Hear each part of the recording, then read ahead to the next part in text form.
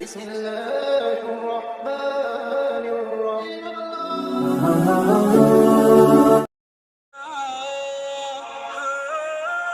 مقتفی کے بعد اس کا بھائی مقتدر بادشاہ ہوا۔ اس میں خود کوئی قابلیت نہ تھی، انتظام میں عورتوں کو بڑا دخل تھا، اس وجہ سے بڑی افراتفری پیدا ہو گئی۔ ملک کی ساری آمدنی پر وزیروں اور بڑے بڑے عہدے داروں نے قبضہ کر لیا، رعایا کا خون چوس کر اپنا گھر بھرتے تھے، اور جو لوگ اپنا سر کٹاتے تھے ان کو کچھ بھی نہ ملتا تھا۔ اس لیے سب نے مل کر مقتدر سے خود مختاری مانگی، لیکن وہ عورتوں کے ہاتھوں ایسا پھنسا تھا کہ سنا ہی نہیں۔ اس کا نتیجہ یہ ہوا کہ فوجوں نے بغاوت کر کے اس کو معزول کر دیا اور قاہر کو خلیفہ بنایا۔ لیکن ابھی تھوڑے دنوں مقتدر کی قسمت میں اور حکومت کرنی تھی، اس لیے پھر اس کو بادشاہ بنا دیا، مگر وہ زیادہ دنوں تک بادشاہ نہ رہ سکا، اور ایک بڑے مخالف امیر یونس نے 320 ہجری میں اسے قتل کر ڈالا۔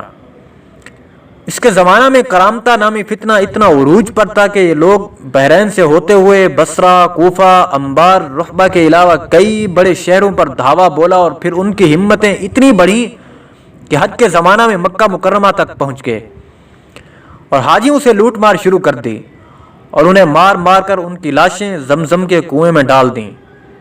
غلاف کعبہ پھاڑ ڈالا، حجر اسود اٹھا کر لے گئے۔ غرض کوئی ظلم ایسا نہ تھا جو انہوں نے مکہ والوں پر نہ ڈھایا ہو۔ انہی کے خوف کی وجہ سے 1 سال مکہ میں حج تک نہ ہو سکا۔ اب خلیفہ مقتدر نے اپنی بہترین سپہ سالار اس فتنے کو روکنے کے لیے بھیجے تو انہیں کسی قدر لگام ڈالی، مگر مکمل صفایا پھر بھی نہ ہو سکا۔